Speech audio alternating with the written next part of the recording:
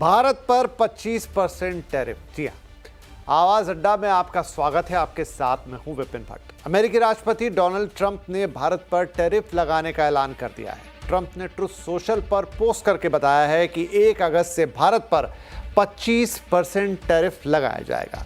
इसके अलावा पेनल्टी भी लगाई जाएगी। ट्रंप यही नहीं रुके, उन्होंने उसी पोस्ट में भारत को इस बात के लिए भी सुना दिया कि वो रूस से बड़े पैमाने पर हथियार और तेल खरीदता है और ये अच्छी बात नहीं है। वैसे भारत और अमेरिका के बीच ट्रेड डील पर बातचीत चल रही थी, लेकिन उसकी घोषणा अभी तक हुई नहीं थी। ऐसे में ट्रंप के इस फैसले ने सिचुएशन को थोड़ा कॉम्प्लेक्स तो बना ही दिया है। अब सवाल यह है कि इस पर बात कैसे आगे बढ़ेगी, बाजार पर इसका क्या असर पड़ेगा, एक्सपोर्ट सेक्टर और ओवरऑल इकोनॉमी के लिए इसके क्या मायने हैं।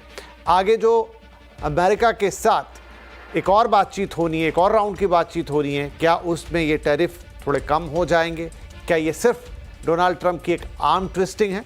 ये सारे सवाल आज आवाज़ अड्डा में उठेंगे और इन पर हम विस्तार के साथ चर्चा करेंगे। और इस चर्चा में शामिल होने जा रहे हैं कुछ खास मेहमान।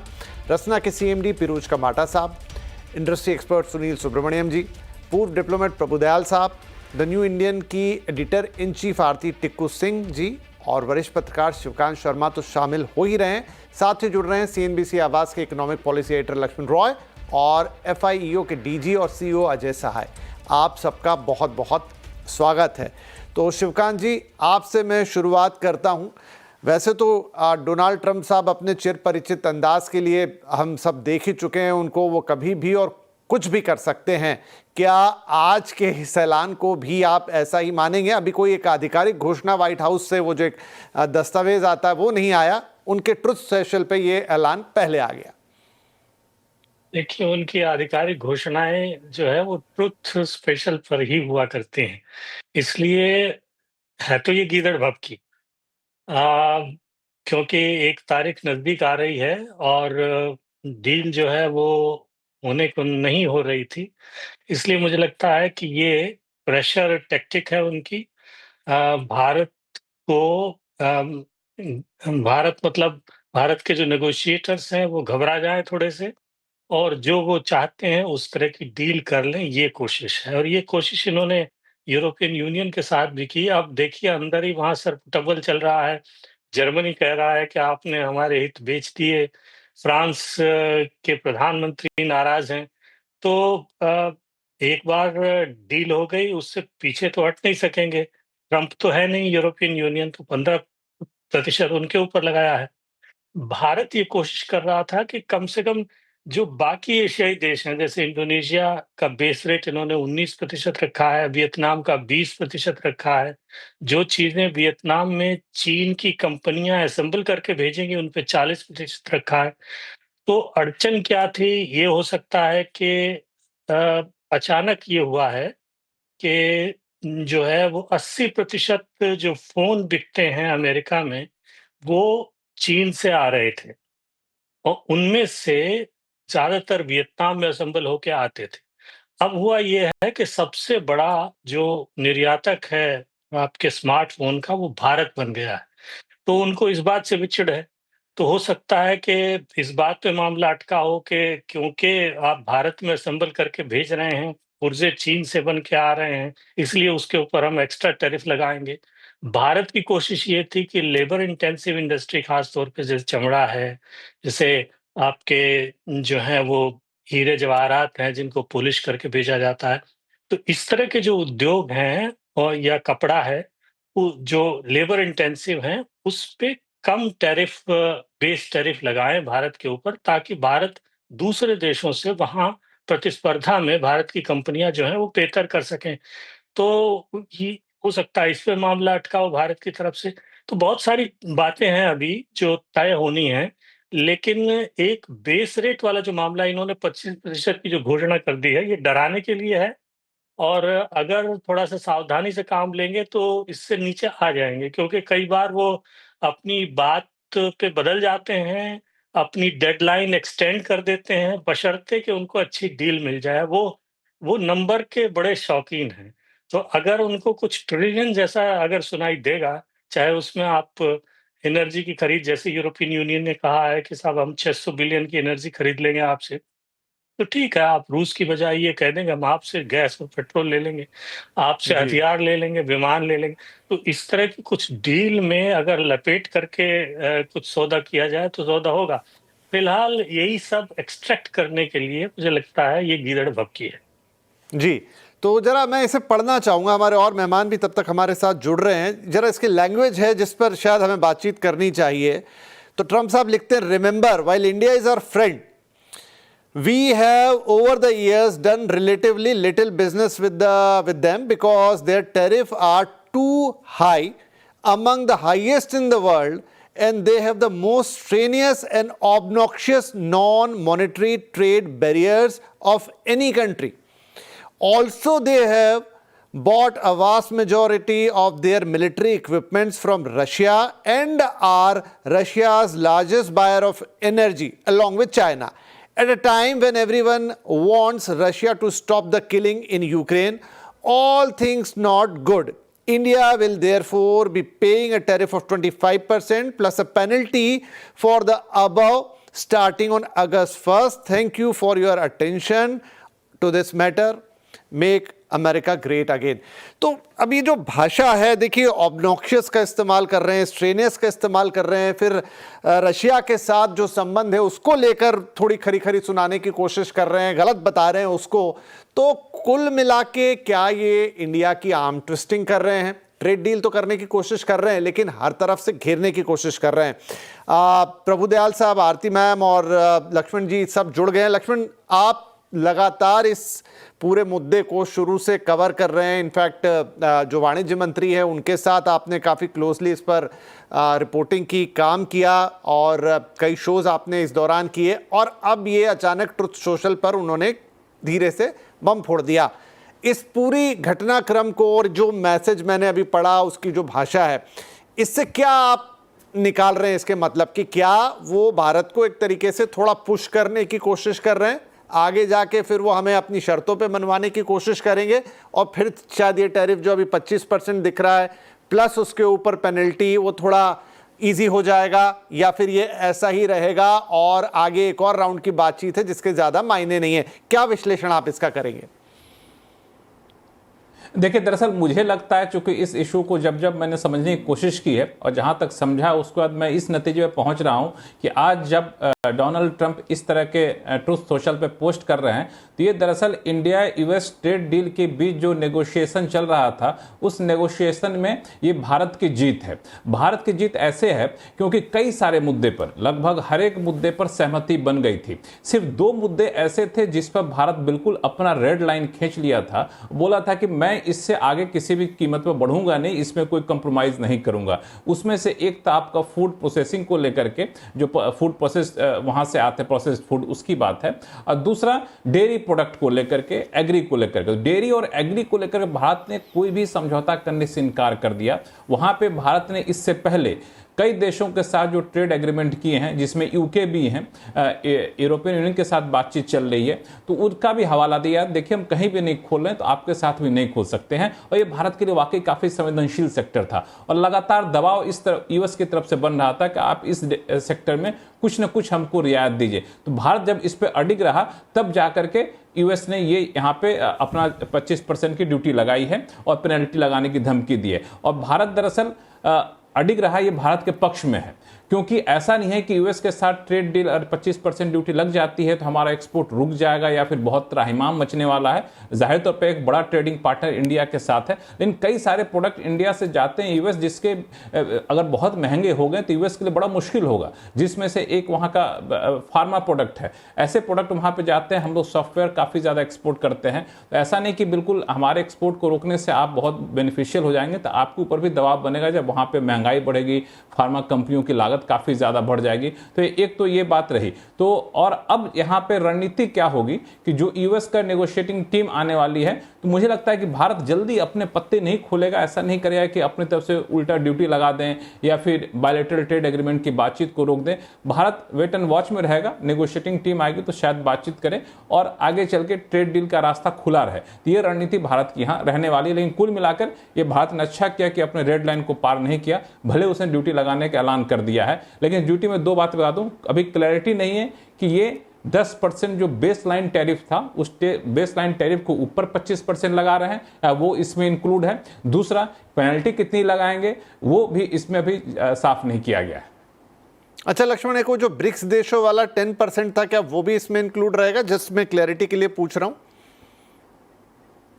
नहीं, अभी उसमें कोई सफाई नहीं आई है ब्रिक्स देशों वाला, क्योंकि ब्रिक्स वाले में इन्होंने साफ तौर से कहा था कि अगर डॉलर को कमजोर करने वाले कोई कदम उठाते हुए देखेंगे तब मैं ये ड्यूटी लगाऊंगा। तो वो ऐसा कोई कदम अभी तक उठा नहीं है, ना तो इसको लेकर कोई ब्लैक एंड व्हाइट बहुत बातचीत आगे बढ़ी है। वो बहुत लंबी दूरी की बात है। ये तत्काल जो उनको चिंता है वो है कि रशिया से आप जो ऑयल खरीद रहे हैं हमसे क्यों नहीं खरीद रहे हैं, हमसे उतना खरीदिए। दूसरा, जो आर्म्स इक्विपमेंट, डिफेंस इक्विपमेंट आप रशिया से ले रहे हैं हमसे ज्यादा क्यों नहीं लेते हैं, ये उनकी दिक्कत है। तो डिफेंस तक की तो बात अलग है, लेकिन ऑयल में दिक्कत ये होती है कि रशिया से ऑयल हमें सस्ता पड़ता है और रशिया के ऑयल की क्वालिटी हमारे बाकी मेहमान भी बताएंगे यूएस के ऑयल की क्वालिटी से काफी बेहतर होती है। तो हम क्यों आपसे महंगा खरीदेंगे? लेकिन तभी भारत कुछ ना कुछ खरीद सकता है। ये एक नेगोशिएशन का एक पार्ट हो सकता है कि चलिए कुछ इतना परसेंटेज आपसे खरीदेंगे, लेकिन बिल्कुल रशिया से हम बंद कर देंगे ऑयल खरीदना।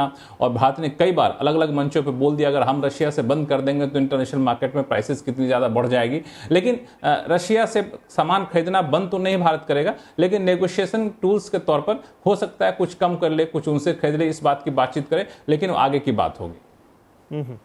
अजय साय साहब, जो दो हिस्से हैं उनके, एक में तो वो टैरिफ को स्लैब कर रहे हो, दूसरे में यही शिकायत कर रहे हैं कि आप क्यों किसी और के साथ, रशिया के साथ इतना व्यापार कर रहे हैं। तो जैसे कोई मतलब उनकी खुद की दुखती रग है ऐसा बता रहे हैं। मैं एक आंकड़ा अभी देख रहा था जिसमें भारत का जो ट्रेडिंग परसेंटेज है उनके साथ, व्यापार घाटे का जो प्रतिशत है वो बहुत नीचे है। वो कहीं थाईलैंड जैसे देशों के आसपास है, 3.8 और 3.7% के आसपास। हमसे तो वियतनाम और अन्य ऐसे देश बहुत ऊपर है जिनके साथ अमेरिका को व्यापार करने में बहुत ज़्यादा घाटा होता है। तो टेक्निकली भारत के साथ अमेरिका को इतनी दिक्कतें हैं नहीं। और चीज़ें कौन सी लेते हैं वो हमसे? जेम्स एंड ज्वेलरी जैसी चीज़ें ठीक है, लेकिन जो दवाइयाँ जिस क्वालिटी की भारत से जाती है, अभी लक्ष्मण ठीक कह रहे थे, अगर वो महंगी होंगी तो एक तरह का दूसरा इम्पैक्ट अमेरिका पे आएगा।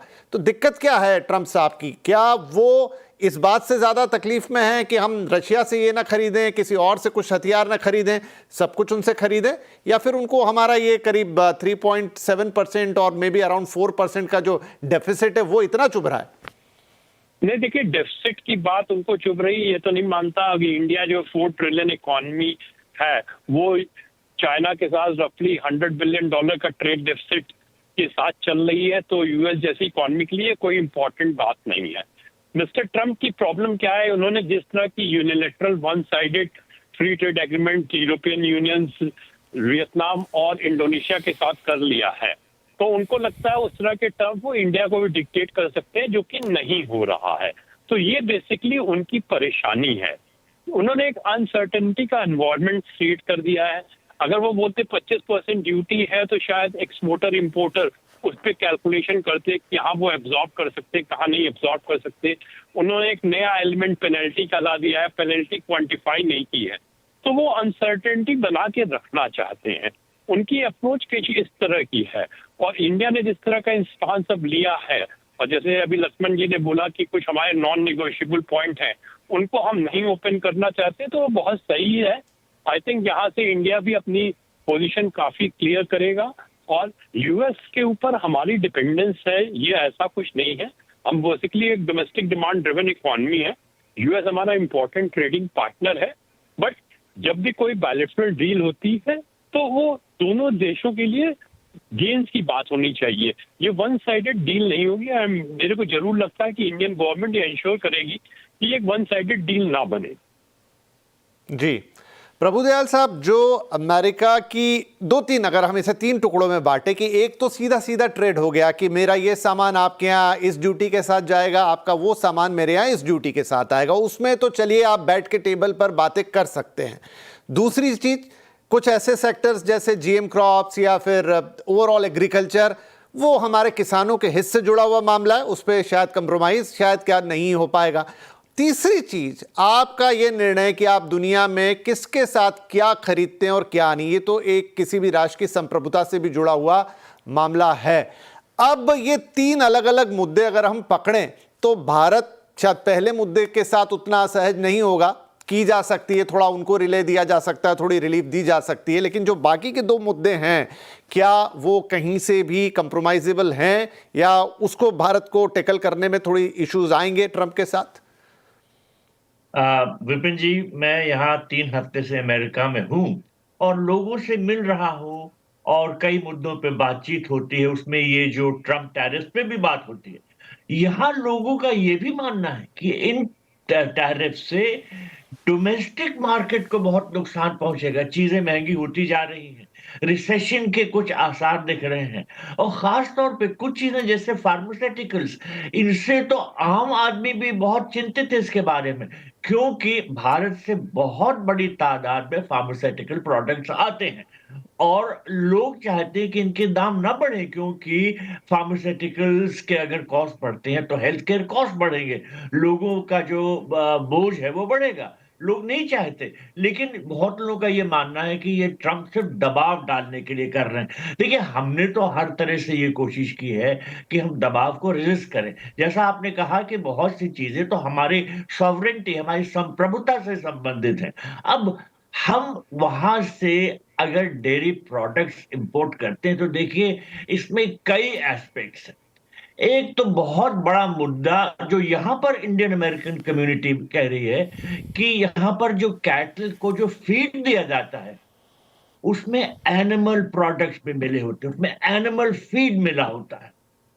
और क्या भारत में जहां बहुत कल्चरल एस्पेक्ट्स इन्वॉल्व हैं, हम ये एक्सेप्ट करेंगे कि एनिमल फीड से जो प्रोडक्ट्स बने हैं, डेयरी प्रोडक्ट्स, वो हम उसको कंज्यूम करें? देखिए, बहुत से इसमें कल्चरल रिलीजियस मैटर्स जुड़े हुए हैं। इसके अलावा देखिए, ये जो एग्रीकल्चरल सेक्टर है, जैसा आपने खुद जिक्र किया, इसमें जेनेटिकली मॉडिफाइड क्रॉप्स है। हम जेनेटिकली मॉडिफाइड क्रॉप्स को एक्सेप्ट नहीं करते हैं। यहाँ अमेरिका में भी बहुत लोग चिंतित हैं, क्योंकि जेनेटिकली मॉडिफाइड क्रॉप से कई और बीमारियां फैलती हैं, कुछ ऑटिज्म के आसार नजर आते हैं और इसीलिए हर प्रोडक्ट की तरह से वो एडवर्टाइज करने की कोशिश करते हैं कि ऑर्गेनिक है, फुल्ली ऑर्गेनिक, क्योंकि वो ये दिखाना चाहते हैं कि टैम्पर्ड नहीं है। लोग यहाँ चिंतित हैं। तो क्या हम इस तरह के प्रोडक्ट्स इंपोर्ट करेंगे? हम क्यों करें?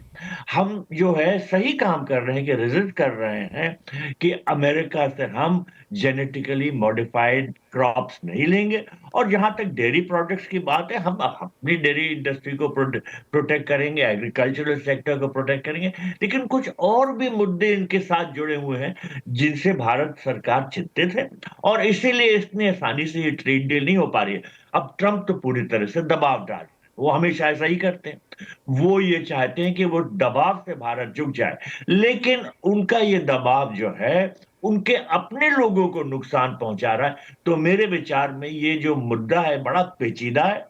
हम कोशिश कर रहे हैं कि ट्रेड डील हो जाए जल्दी, और हो जाए तो बहुत अच्छा है, लेकिन हमको दबाव में नहीं आना चाहिए। वो कहते हैं कि आप अमेरिका से, जो रूस से तेल खरीद रहे हैं, देखिए हमारी जरूरत है, हमें अपने मार्केट को प्रोटेक्ट करना है। हमने बार बार अमेरिका को समझाने की कोशिश की, लेकिन वो जिद पे अड़े हैं। तो मेरे विचार में अभी हम एक्सपेक्ट तो कर रहे हैं कि जल्दी ये ट्रेड डील हो जाएगी, उनकी तरफ से एक ट्रेड टीम आएगी इंडिया में एंड ऑफ अगस्त में, एक्सपेक्ट, और लोग कर रहे हैं कि ये शायद फॉल तक, मतलब 2-3 महीने बाद उसके हो जाएगा ये। लेकिन इतना आसान नहीं है, क्योंकि इसमें कुछ ऐसी चीजें जुड़ी हुई हैं जो हमें पूरी तरह से गवारा नहीं। आरती मैम, तो जैसे हमारे प्रधानमंत्री भी और वाणिज्य मंत्री तो ऑन स्टेटमेंट कह चुके हैं कि अमेरिका के साथ डील तो होगी, लेकिन उसमें किसी तरीके का कोई कंप्रोमाइज नहीं होगा, उसमें नेशनल इंटरेस्ट को कंप्रोमाइज हम नहीं कर पाएंगे। एक छठा राउंड अभी जो सर भी कह रहे थे कि एट द एंड ऑफ अगस्त होने वाला है, क्या उसके पहले सिर्फ डोनाल्ड ट्रंप एक प्रेशर टैक्टिक का इस्तेमाल कर रहे हैं? जैसा अभी भी ये सिर्फ उनके ट्रुथ सोशल पर है, कागज कब आएगा देखते हैं, कागज में एग्जैक्टली क्या आता है वो देखते हैं, लेकिन उन्होंने दूसरे देशों के साथ भी ऐसा ही किया। पहले एक सर्टेन टैरिफ लगाया, फिर उसके साथ रीनिगोशिएट किया, फिर और कम किया, फिर बेसलाइन ऊपर नीचे कर दी। क्या इंडिया के साथ भी सेम टू सेम वही होने वाला है और इंडिया के फेवर में यही है कि हम अपनी बात पर अड़े रहें? देखिए विपिन, सबसे पहली बात ये कि बहुत ही रिग्रेटेबल है कि इंडिया यूएस रिलेशनशिप में मैं कहूंगी कि पिछले 35 साल में, जब से यूएसएसआर सोवियत यूनियन टूट गया और इंडिया जो है उस कैंप से निकल के यूएस को का एक बहुत अच्छा रिलेशनशिप जो निभाया हमने पिछले 35 साल में, उसमें आज एक लोवेस्ट पॉइंट आया है, क्योंकि लगातार प्रेसिडेंट ट्रम्प जो है वो लगातार इंडिया की बेइज्जती कर रहे हैं। ये बहुत अनफॉर्चुनेट है, ये रिग्रेटेबल है, और इसमें मुझे लगता है कि ये सिर्फ ट्रेड से कोई इसका रिलेशनशिप नहीं है, कुछ और भी है जिसकी वजह से लगातार प्रेसिडेंट ट्रम्प जो है वो सीज फायर को लेकर लगातार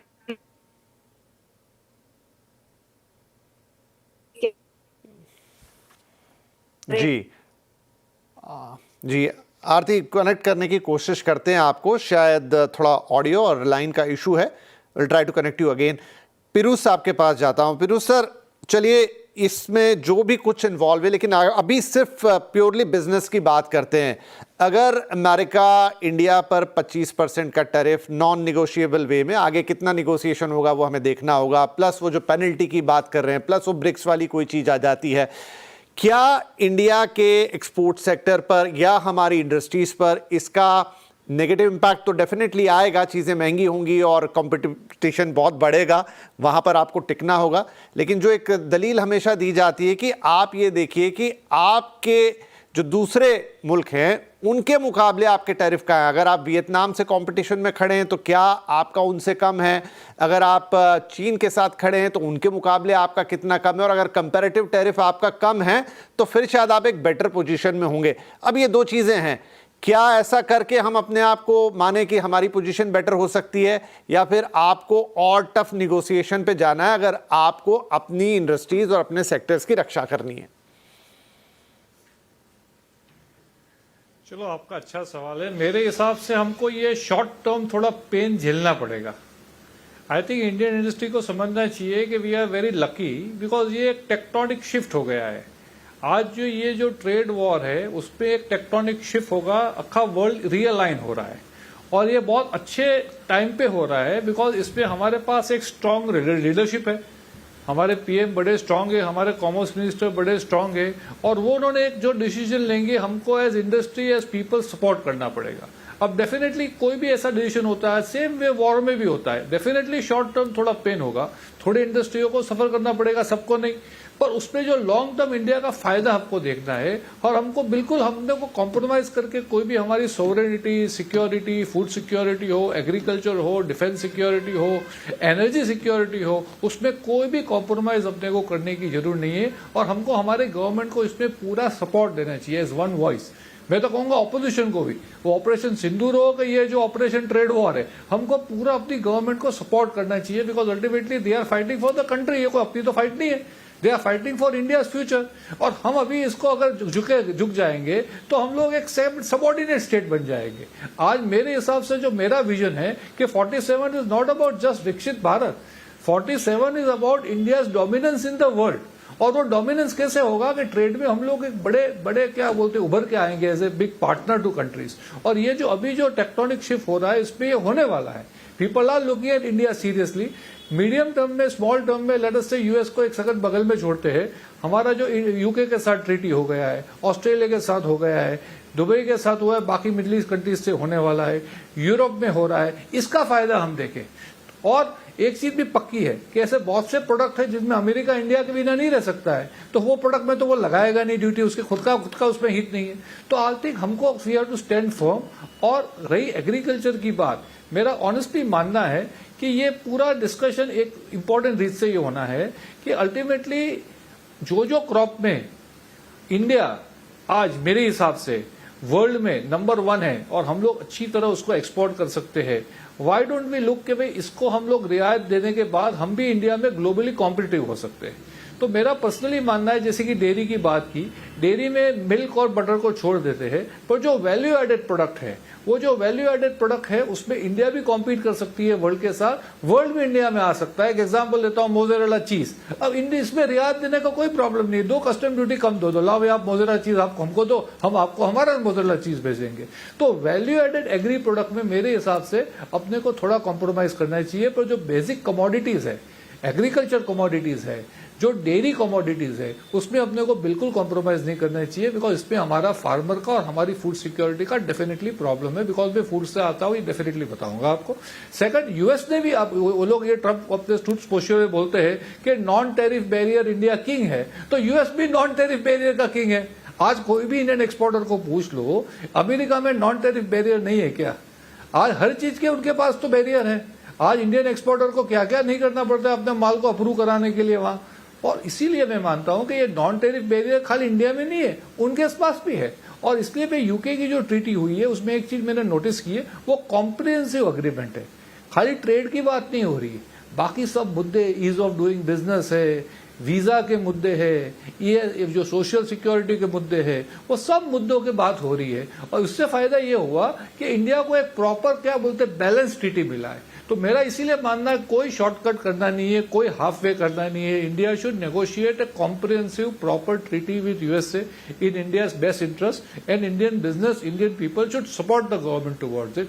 ये मेरा ऑनेस्टली मानना है, और मैं डेफिनेटली मानना हूं कि अगर एक प्रॉपर ट्रीटी होगी तो लॉन्ग टर्म में इंडिया का फायदा होगा। और इंडिया का जो मॉडल है बाकी कंट्री अडॉप्ट करेगी। अपने को अभी जो बाकी जो मॉडल से यू ने कर दी है ट्रीटी, वन साइडेड ट्रीटी कर दी यू ने 2 दिन पहले, और बाकी कंट्रियों ने जो शॉर्ट टर्म ट्रीटी कर दी है, उससे कोई इंडिया का भला नहीं होगा ऐसी ट्रीटी करके। एक प्रॉपर ट्रीटी करके इंडिया का भला है, ये मेरा मानना है। जी ठीक है, तो हमें थोड़ा वेट एंड वॉच करना चाहिए और एक प्रॉपर डिस्कस ट्रीटी की तरफ जाना चाहिए रादर देन एक नीजक रिएक्शन की जगह। लेकिन सुनील सर, जो मार्केट है उसमें नीजक रिएक्शन आते हैं, वो सेंटिमेंट पे काम करता है। तो ट्रम्प साहब का ये जो मैसेज है ये ट्रुथ सोशल पर, क्या ये मार्केट के सेंटिमेंट्स को बिगाड़ने का काम करेगा कल?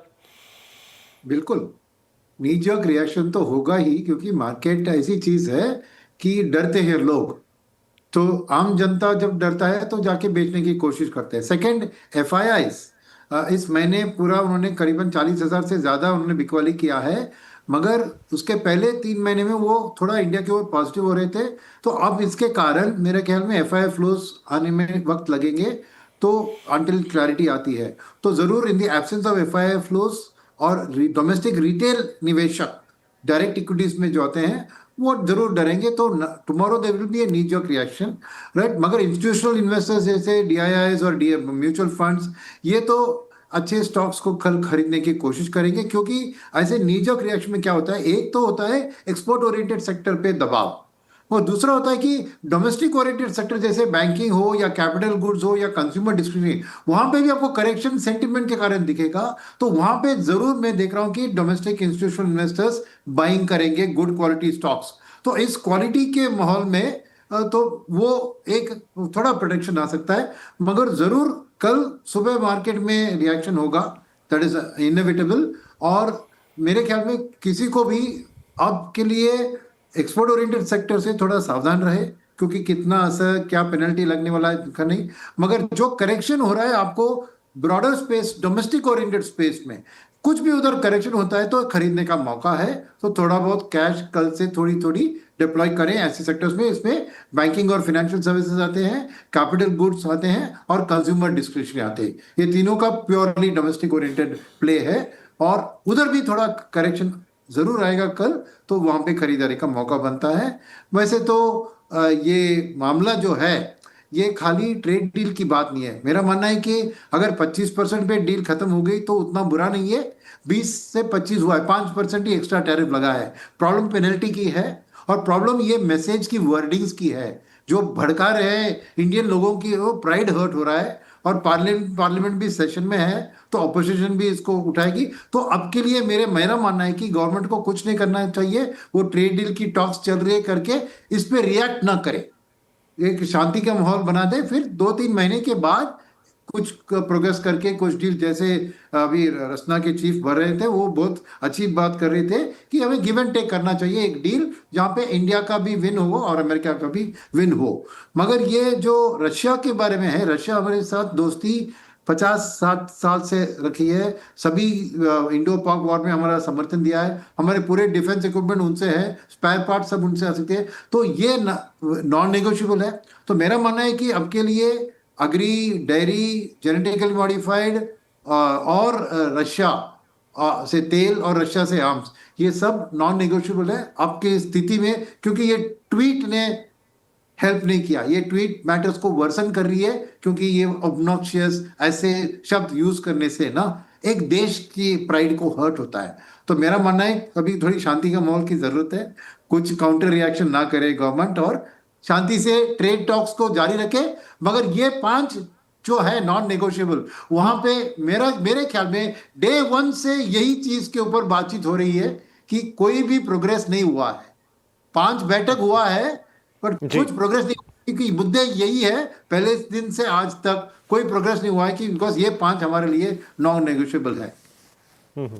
लक्ष्मण जी, अब छठा राउंड होगा जो कि अगस्त में होगा, लेटर इन द अगस्त होगा। आज भी हमें सूचना मिली, आप उसकी तस्दीक करेंगे है कि नहीं, कि जो हमारे वाणिज्य मंत्री हैं और जो विदेश मंत्री हैं वो दोनों, क्योंकि संसद अभी ऑन ही है, जैसे ही ये खबर आई तो उन्होंने एक बैठक की वहाँ पर और आगे इसको कैसे डील करना है डेफिनेटली उसी पर विचार मंथन और सब कुछ हो रहा होगा। मैं स्पेकुलेट करने को नहीं कहूँगा आपको, लेकिन फिर भी यहाँ से आगे बढ़ते हुए अब इंडिया की अप्रोच क्या रहेगी, क्या हो सकती है?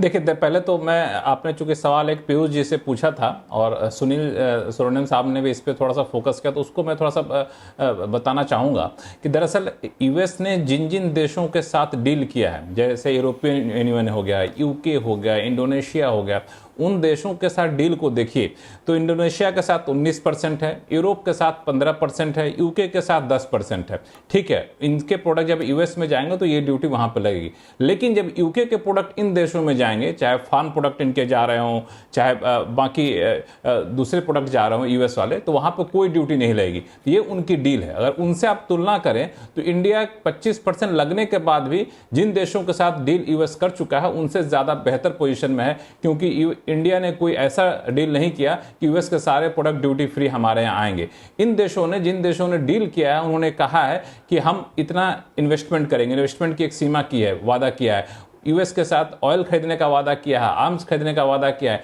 इंडिया ने ऐसा कोई वादा नहीं किया है। तो 25% ड्यूटी लगने के बाद भी मेरा मानना है कि इंडिया उन देशों के मुकाबले बेहतर पोजीशन में है जिन देशों ने यूएस के साथ डील किया है।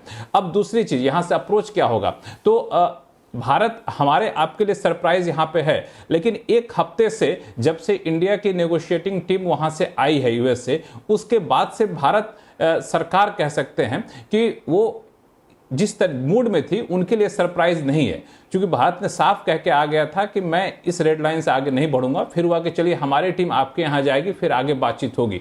तो उनकी टीम आएगी, अगले महीने बातचीत होगी, नेगोशिएशन जारी रहेगा। लेकिन भारत ने जो रेड लाइन वहां खींची थी वही रेड लाइन यहां भी रहेगी। भारत की रणनीति ये होगी कि रेड लाइन को ना करें, दूसरी चीजों जो है वहां पर हम थोड़े बहुत नेगोशिएशन करके आगे बढ़ें। तो वो भारत सरकार ट्रंप की तरह सारे पत्ते नहीं खोलेगी, रवैया नहीं अपनाएगी। हम लोग बिल्कुल डील को नेगोशिएटिंग तरीके से आगे बढ़ेंगे। जिस तरीके से कह सकते हैं कि जबरदस्ती करने की कोशिश ट्रंप कर, वैसा तो नहीं होगा। और इस मुद्दे पे वाणिज्य मंत्रालय, विदेश मंत्रालय दोनों आपस में अलग अलग रणनीति, अलग अलग विकल्पों में विचार कर रहे हैं। फिर प्राइम मिनिस्टर ऑफिस भी इसमें इन्वॉल्व होता है। तो मुझे लगता है भारत इसमें बहुत जल्दीबाजी के मूड में नहीं है, जो मैं भाप पाया उद्योग मंत्रालय और बाकी मंत्रालयों के अधिकारियों और मंत्रियों से बातचीत करके। बहुत जल्दीबाजी के मूड में नहीं है। वो आराम से अपनी शर्तों पर अपने हितों का ख्याल रखते हुए यूएस के साथ डील करना चाहता है। जी ठीक है।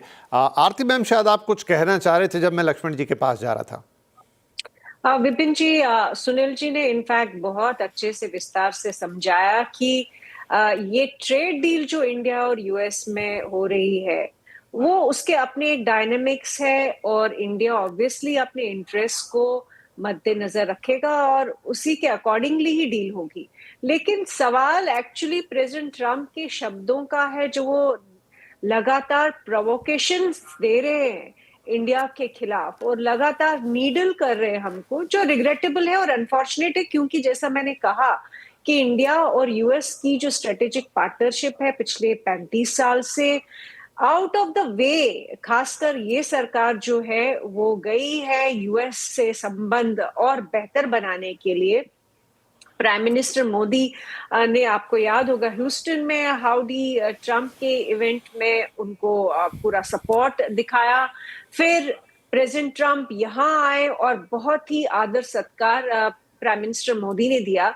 लेकिन हम देख रहे हैं कि पिछले 6-7 महीनों से जब से प्रेसिडेंट ट्रंप पावर में आए हैं, वो लगातार इंडिया के लिए नेगेटिव कमेंट्स दे रहे हैं, प्रोवोकेटिव कमेंट्स दे रहे हैं, और मुझे नहीं लगता है कि ये टैरिफ या ट्रेड को लेकर नेसेसरली ये जुड़े हुए हैं।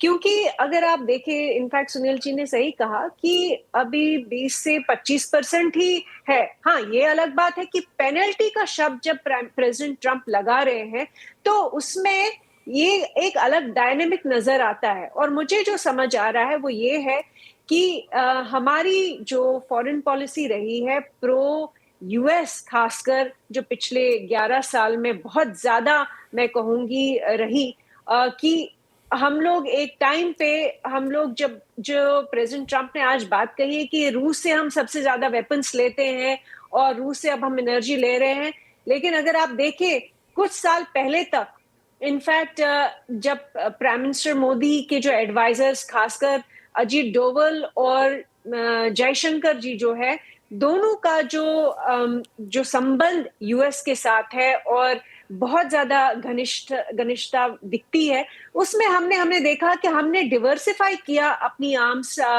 का जो इंपोर्ट करते हैं, हम वेपन्स का इंपोर्ट करते हैं। हम सिर्फ रशिया तक सीमित नहीं रहे, हमने फ्रांस से रफाल खरीदे, हम लोग इजराइल से हम लोग बहुत मात्रा में ड्रोन्स खरीद रहे हैं, हम यूएस की टेक्नोलॉजी, और ये कहना, इनफैक्ट किसी पैनलिस्ट ने कहा कि यूएस के साथ ट्रेड डील में हम बहुत ज्यादा डिपेंडेंट नहीं है, लेकिन हम है यूएस की टेक्नोलॉजी के लिए हम डिपेंडेंट है, एआई की टेक्नोलॉजी के लिए डिपेंडेंट है।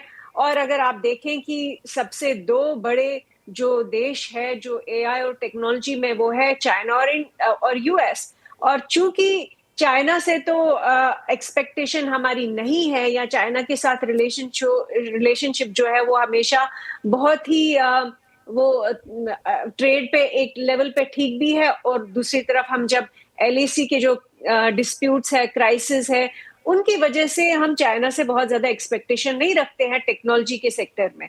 तो ये कहना कि हमारी डिपेंडेंस नहीं है वो गलत होगा। इसलिए प्रेसिडेंट ट्रंप के जो लगातार स्टेटमेंट्स आ रहे हैं सीज फायर को लेकर, इंडिया को लगातार बेइज्जत करना, वो मुझे लगता है एक बड़ी प्रॉब्लम दर्शाता है। और वो ये दिख रहा है मुझे कि प्रेसिडेंट ट्रंप, खासकर मुझे लगता है अजीत डोवल और जयशंकर की जो फॉरेन पॉलिसी और डिप्लोमेसी और स्ट्रेटेजिक पॉलिसी जो रही है, वो उसमें कंपैटिबिलिटी आज नजर नहीं आ रही है। इनफैक्ट बाइडेन एडमिनिस्ट्रेशन के टाइम से ही नजर नहीं आ रही थी। हमने देखा कि कितना बड़ा इशू बना खालिस्तान को लेकर, कितना बड़ा इशू बना पन्नू को लेकर। तो वो जो स्ट्रेन रिलेशनशिप में आया है पिछले 5 साल में, वो आज हमें दिख रहा है प्रेसिडेंट ट्रंप के भाषा में भी। और वो भाषा जो है बहुत प्रोवोकेटिव है, और नीडलेसली मैं कहूंगी वो प्रोवोकेटिव है। वो इंडिया के लिए अच्छा नहीं है। इनफैक्ट इंडिया आज डिप्लोमेटिकली ऐसा लग रहा है कि बहुत कष्ट में है, चैलेंजिंग है, कि कहीं ना कहीं चूक रह गई है डोवल और जयशंकर की ओवरऑल डॉक्ट्रिन जो यूएस को लेकर थी, उसमें एक प्रॉब्लम आ चुका है और वो लग रहा है कि वो रिजॉल्व नहीं हो रहा है। बेशक हम ट्रेड डील 2 महीने के बाद, 3 महीने के बाद, और पेनल्टी हमें मालूम नहीं है कि पेनल्टी हमको क्यों लग रही है, चूंकि रशिया के साथ प्रेसिडेंट ट्रंप खुद अच्छे रिश्ते रखना चाहते हैं, खुद अच्छा उनको वो बनाना चाहते हैं। और इनफैक्ट रशिया के साथ जो हमारा हिस्टोरिकल रिलेशनशिप है, वो यूएस हमेशा उसके बारे में लीनियंट रहा है, उसके बारे में अंडरस्टैंडिंग रही है। वो उस कैलकुलस में नहीं आता है जब यूएस इंडिया को लेकर या एशिया को लेकर देखता है और इंडिया का रिलेशनशिप रशिया के साथ देखता है, क्योंकि हमेशा इंडिया रशिया की पार्टनरशिप चाइना को काउंटर बैलेंस करने के लिए अकोमोडेट की जाती है। तो ये आज जो दिख रहा है वो ये दिख रहा है कि प्रेसिडेंट ट्रंप इस एडमिनिस्ट्रेशन जो है प्राइम मिनिस्टर मोदी के, खासकर जो मैं कहूंगी, क्योंकि सारी पॉलिसी जो है यूएस को लेकर वो 2 ब्यूरोक्रेट्स ने उस पर इन्फ्लुएंस जो है, सबसे ज्यादा इन्फ्लुएंस डोवल और जयशंकर कर रहा है, वहां मुझे लग रहा है कि सबसे बड़ा प्रॉब्लम है। ठीक है शिवकांत जी, अगर अमेरिका को देखें हम, मतलब मैं ट्रेड की भी बात कर रहा हूँ, डिप्लोमेसी भी फिर उसमें आ ही जाएगी, और वो ये कि अभी क्योंकि सारी बातचीत ट्रेड के ऊपर हो रही है, वो लगभग हमसे भी वैसे ही व्यवहार कर रहे हैं जैसा रेस्ट ऑफ द वर्ल्ड के साथ कर रहे हैं। मतलब उसमें जापान, दक्षिण कोरिया जो उनके उतने ही अलाई हैं जितने हम हैं, या थोड़ा 4 कदम आगे होंगे, लेकिन वहाँ पर भी उन्होंने कोई रूरियात तो नहीं बरती, नंबर 1। नंबर 2, आज आप अमेरिका के साथ ट्रेड कर रहे हैं, वो एक बात है, आप दूसरे ट्रेड पार्टनर्स भी ढूंढ सकते हैं, अपना जो एक्सपोर्ट है उसका ओरिएंटेशन थोड़ा इधर उधर करके चीज़ों को बैलेंस कर सकते हैं।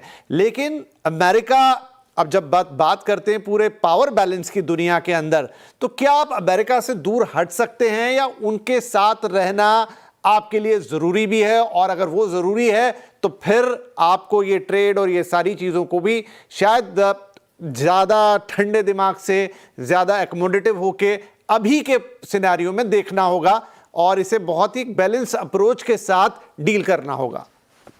देखिए, अभी के सिनारियो में अमेरिका के बगैर तो आप रह नहीं सकते, लेकिन अमेरिका को आपको मैनेज करना होगा। जो आरती जी बात कह रही थी, मैं उसी को आगे बढ़ाते हुए कहता हूँ, ये शब्दों की बात नहीं है, ये सिद्धांत की बात है। ये रेड लाइन शब्दों की नहीं है, ये सिद्धांत की रेड लाइन है। यही बात अगर डील में अंदर खाने होती कि साहब आप रूस से तेल लेना बंद कर दें, हम आपके साथ डील करेंगे, अच्छी डील कर लेंगे, लेकिन हम ये कोशिश, मतलब हम ये चाहते हैं कि आप हमारी मदद करें ताकि रूस पर दबाव बढ़े। और भारत ये कर सकता था, शायद करने के लिए तैयार भी था, लेकिन आप ट्वीट करेंगे और कहेंगे कि आप पे पेनल्टी लगेगी, और आप खुले में ये कहेंगे कि आप रूस के से तेल नहीं लेंगे। आप कौन होते हैं बताने वाले? भारत को जापान है क्या? भारत को आपने समझ क्या रखा है? इसका जवाब जो है वो ब्राजील के राष्ट्रपति लूला साहब ने बहुत अच्छा दिया। उन्होंने ये कहना शुरू किया कि साहब आप जो पूर्व राष्ट्रपति हैं उनके ऊपर केस नहीं चलाएंगे, केस चलाएंगे तो मैं 50% आपके ऊपर जो है वो ट्रेड बैरियर टैरिफ ठोंक दूंगा। उन्होंने कहा ठीक है, ठोंक दीजिए आप, लेकिन हम आपकी परवाह नहीं करते, हम एक स्वतंत्र जो है देश हैं, आप कौन होते हैं उसमें हस्तक्षेप करने वाले? तो मुझे लगता है शिवकांत जी, माफी चाहूंगा, मैं बीच में आपको रोक रहा हूं, लेकिन सरकार की तरफ से आधिकारिक बयान बाकायदा इस पर आया है, लक्ष्मण जी के पास है वो। लक्ष्मण, क्या कहा है सरकार ने?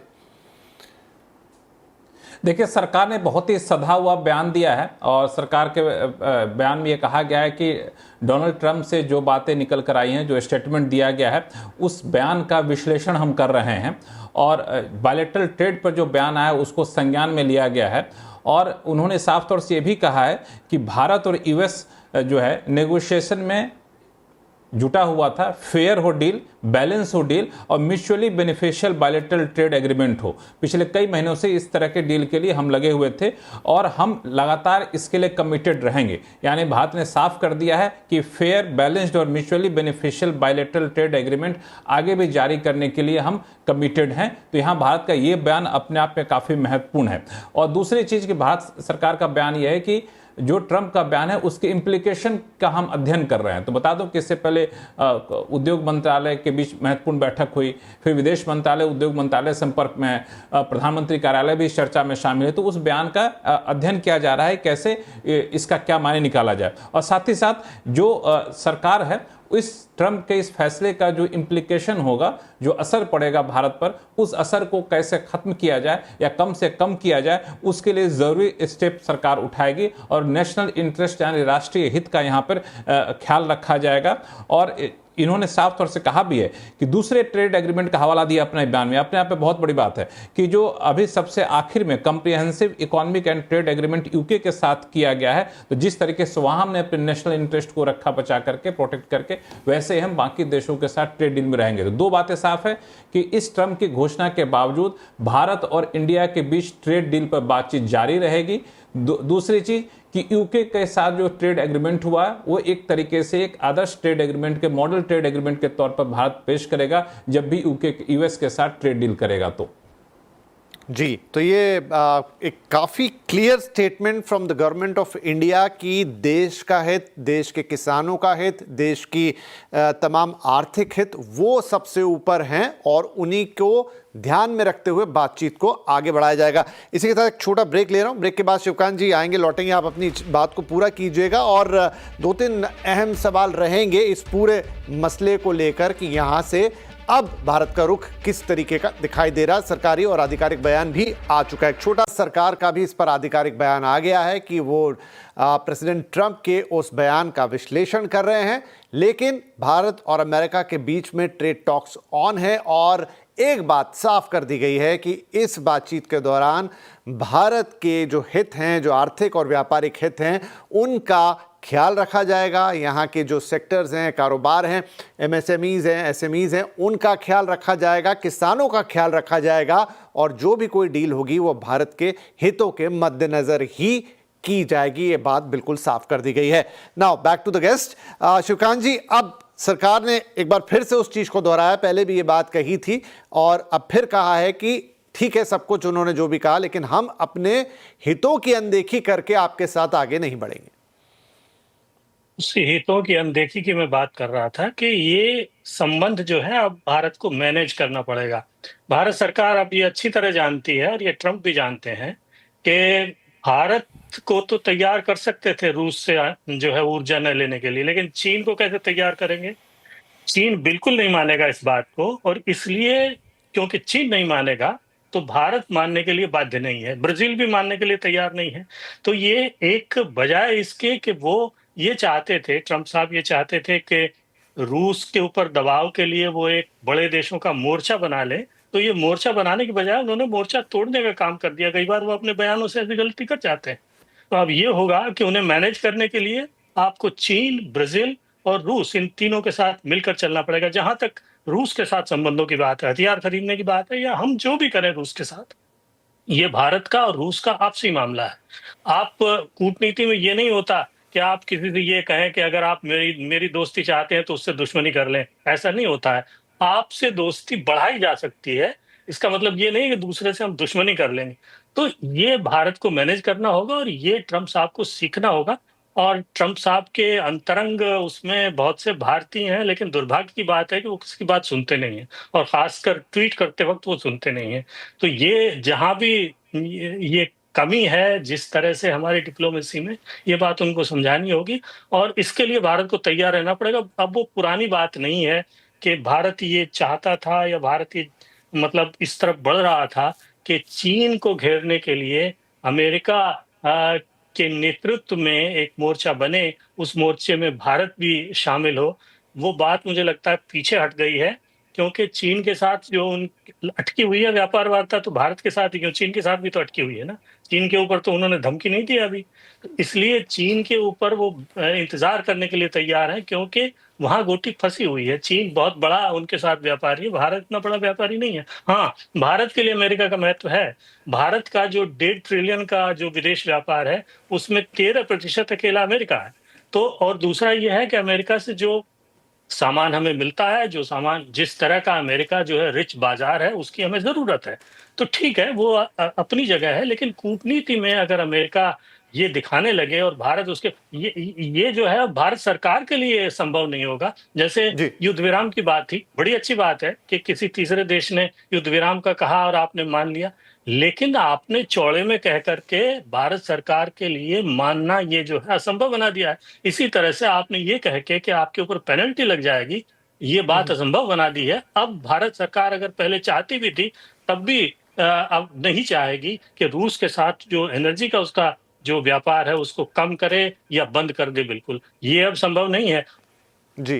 किस तरह से अमेरिका को समझाएंगे, ये भारत के लिए अब सबसे बड़ी चुनौती होगी। बिल्कुल। तो दयाल साहब, क्या ये ट्रेड डिप्लोमेसी का एक बिल्कुल नया दौर है और उसमें नए समीकरण आपको लिखने पड़ेंगे? जी बिल्कुल, इसमें हमको कई नई दिशाओं की तरफ इशारा करना होगा अमेरिका को। देखिए, बहुत से लोग ये चर्चा कर रहे हैं कि जो कोटा सिस्टम है उसको शायद हम लागू करने को तैयार हो सकते हैं ट्रेड डील में। देखिए, ट्रंप जो है उनकी बातें तो बड़ी कड़वी होती है, आज कुछ कहेंगे कल कुछ और कहेंगे, अपने ही लोगों के लिए अनाप शनाप बोल देते हैं।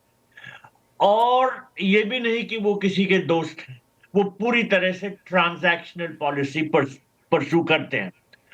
एक जमाना था, देखिए, पाकिस्तान के लिए उन्होंने कहा था कि अमेरिका ने पाकिस्तान को बिलियंस ऑफ डॉलर्स दिए और पाकिस्तान ने जवाब में सिर्फ झूठ और फरेब दिया।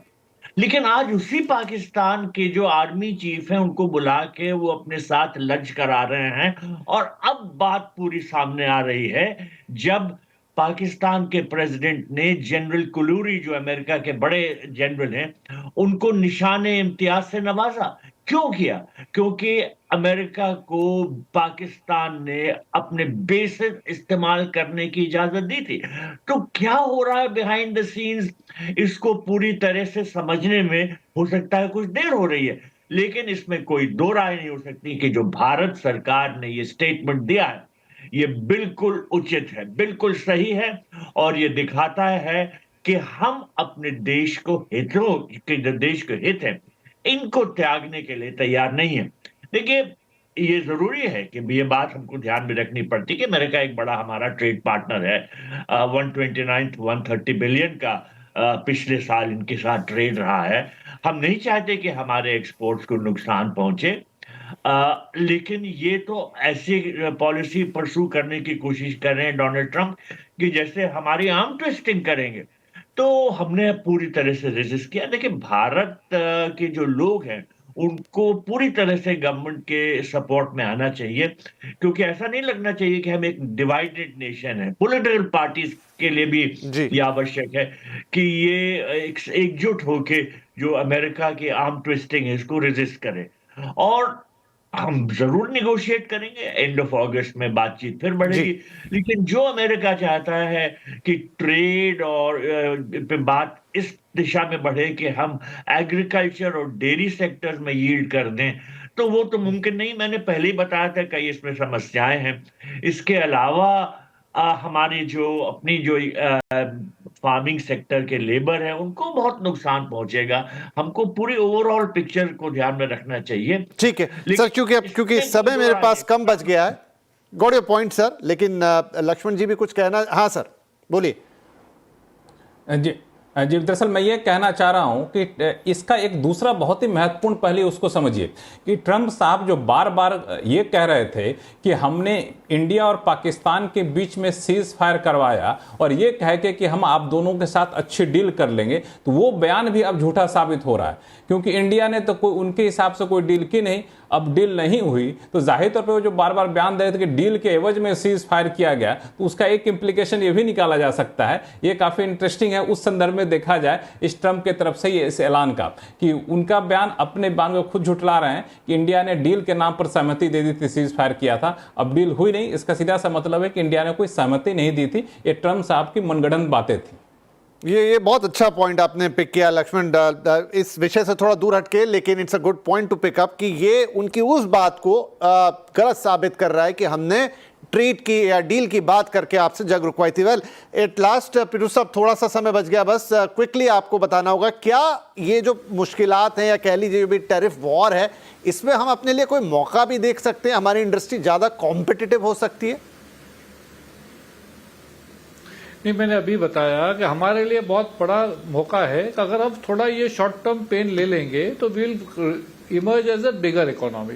और इमीडिएट हमको ये करना चाहिए, जो मेरा मानना है कि जो टेक्नोलॉजिकल वेव आ रहा है, एआई, न्यू टेक्नोलॉजी, और इसको हमको बिल्कुल हमारे को उसको यूज करना चाहिए। सेकंड, जो इंडिया का ब्रेन ड्रेन हो रहा है, आज हम सर्विस सेक्टर की बात करते हैं, हमारे इंडियन लोग ने वहां जाके इंडस्ट्रिया सेटअप की है। ये हमारे ही लोग ने वहां जाके बड़े बड़ी फेसबुक और वो सब बना दी, बड़ी बड़ी कंपनी, नाम दे दूंगा 50 कंपनियां हमारे लोग चला रहे हैं। अब इमेजिन करो ये लड़के अगर ये कंपनी इंडिया में बना देते ये कंपनियां, तो हम कहां होते? तो हम ऐसा कैसे कंड्यूसिव एनवायरनमेंट बिजनेस के लिए क्रिएट करें कि ये लड़के जो हमारे यूथ है, हमारा जो यूथ पावर है, वो इंडिया में रह के बड़ी बड़ी कंपनियां बनाए, इंडिया में अपने आप को लिस्ट करे, इंडिया में अपना होल्डिंग कंपनी रखे, इंडिया में रहे और इंडियन मल्टीनेशनल बनाए। और इसकी तरफ ऑनेस्टली आपने पूछा, सही क्वेश्चन पूछा कि क्या फॉरवर्ड लुक है। ये छोटी चीज है, ये ट्रंप का ऑनेस्टली ये तो रोज कुत्ते को ट्रीट करते रहेंगे। इंडिया के लिए बड़ी चीज है कि आज हमको एक इकोनॉमिक सुपर पावर बनना है 47 तक, और उसके लिए इंडियनों को आगे आना चाहिए, हमको टेक्नोलॉजी बिल्ड करनी चाहिए, हमको बड़ी इंडिया स्पेसिफिक कंपनी बनानी चाहिए, हमको ब्रेन ड्रेन रोकना चाहिए। And be Indian, buy Indian, be Indian, invest in India, be Indian, support Indian और यूनाइटेडली गवर्नमेंट के सपोर्ट। ऑनेस्टली ये जो नेशनलिस्टिक स्पिरिट है वो अगर हमारे में नहीं आएगा तो हम कभी बिल्कुल पिरू साहब, एग्री विद यू कि ये हमारे लिए हमको काम करने की जरूरत है। बिल्कुल एक मौका हम इसे माने रादर देन की कोई अड़चन, क्योंकि समय मेरा पूरी तरह समाप्त हो गया। मैं बहुत ज्यादा इसका कोई कंक्लूसिव वो भी नहीं दूंगा, लेकिन एक बयान आया ट्रंप साहब की तरफ से, भारत सरकार का भी एक आधिकारिक बयान जिसकी एक लाइन बिल्कुल क्लियर है कि भारत अपने राष्ट्र हितों के विपरीत जाके कोई काम नहीं करेगा। बहुत बहुत धन्यवाद आप सभी लोगों का इस कार्यक्रम में जुड़ने के लिए। नमस्कार।